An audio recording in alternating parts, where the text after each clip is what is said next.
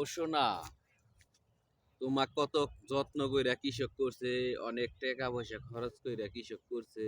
সোনা, তোমাক বেইচা দুইটা টাকা নিবে ঘরে। সোনা, দেখো তোমার এখন দাম নাই, তোমাক কেউ চিনে না।